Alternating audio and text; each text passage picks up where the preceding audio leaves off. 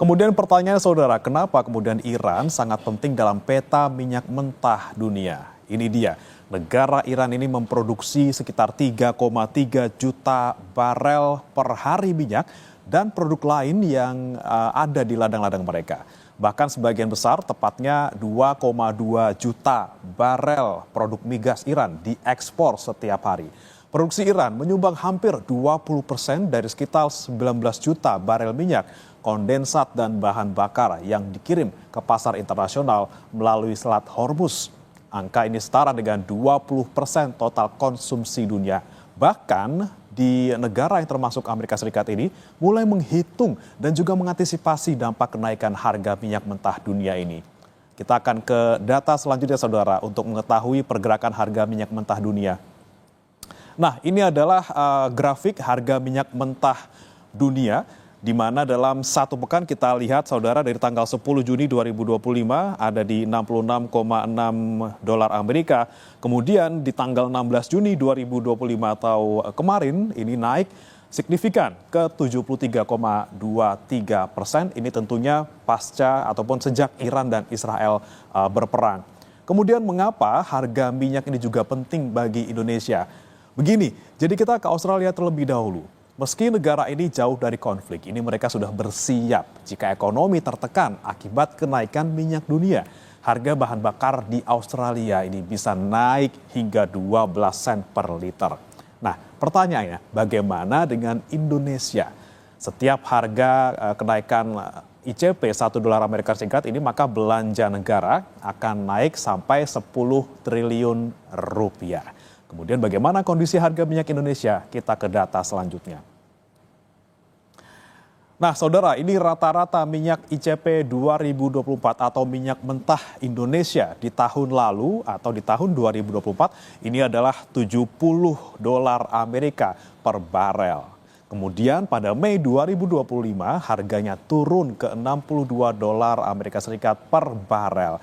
Anda ingat tadi kami bilang bahwa ICP naik 1 dolar, maka belanja pemerintah naik 10 triliun rupiah. Tapi sebenarnya ada juga nih pendapatan yang naik yaitu 3,2 triliun rupiah. Namun belanja yang lebih besar ketimbang kenaikan pendapatan inilah yang wajib diwaspadai karena berisiko pada defisit anggaran. Dan kita akan dengarkan saudara, ini ada pernyataan dari Direktur Keuangan Pertamina, Emma Sri Martini tentang hitungan Pertamina atas harga minyak mentah dunia dan Indonesia. 2025 dari seluruh parameter di global, 2025 dibandingkan 2024 terjadi perburukan dari seluruh parameter baik itu Brent, crude price, MOPS itu semuanya melandai di 2025. Jadi kita prediksikan bahwa akan terjadi pelandaian dibandingkan 2024. Kalau kita lihat year on year 2025 dan 2024 memang sudah terjadi perburukan. Nah, namun demikian kita coba mitigasi dan strategize. Ini yang kita akan coba di second half. Namun kita lihat bahwa ini tak terhindarkan dari sisi ICP. Kalau kita lihat dari posisi YTD saja, sekarang di level sudah di 70 dolar. Dan di current Mei itu levelnya udah di 62 bahkan. Nah ini yang dari upstream ini sangat kena pressure yang cukup dalam. Belum lagi dari sisi impairment, dari sisi aset hulu. Nah ini yang harus kita mitigasi betul. Jadi kalau kita lihat ini di samping investasi akan menjadi terhambat karena kalau tidak disikapi dengan regulasi yang harus ada breakthrough secara fundamental. Ini yang kita akan koordinasikan betul dengan pemerintah. Bagaimana penyikapan dari volatility dari crude price ini untuk tidak menghambat dari sisi produksi dan lifting. Ini yang ke depan kita akan sikapi betul bagaimana reform dari regulatory framework dari sisi upstream dan oil and gas sektor ini yang harus kita sikapi betul untuk tidak menghambat percepatan dan target pemerintah 1 juta barrel di tahun 2008 ini ke depan. Kemudian saudara, inilah datanya. Harga minyak APBN 2025 ditetapkan sebesar 82 dolar Amerika Serikat per barel.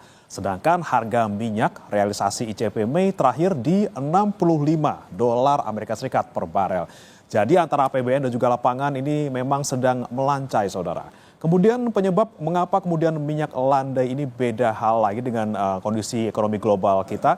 Nah, kalau kita lihat lifting atau produksi minyak mentah siap jualnya, Indonesia punya target lifting 1 juta barel per hari. Meski makin ke sini gaungnya semakin redup. Nah, APBN berasumsi lifting tahun ini adalah 605.000 barel per hari. Meskipun realisasinya masih 573.000 barel per hari. Nah, ada Forel Trubuk yang harusnya menyumbang produksi minyak 20.000 barel. Tapi masalahnya usia sumur minyak di Indonesia ini juga semakin tua.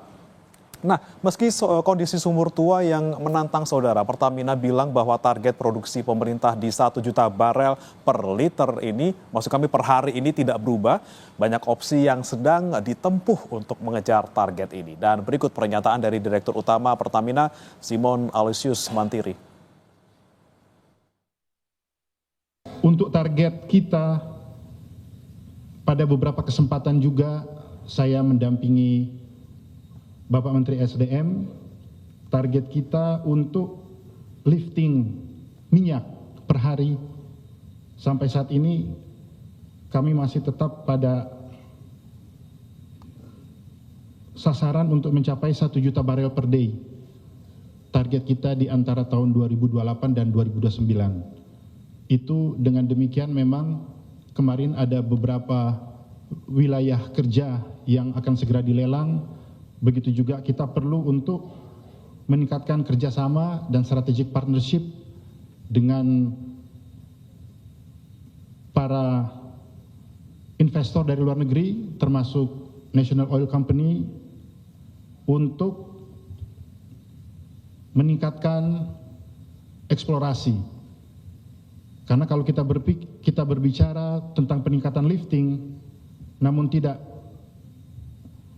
ditambah dengan eksplorasi untuk mencari sumber temuan baru, tentunya akan sangat sulit bagi kita untuk mencapai target tersebut, karena kita mengetahui natural decline dari sumur-sumur kita saat ini yang sudah masuk dalam kategori mature fields itu bisa sampai kurang lebih 20% per tahun penurunan.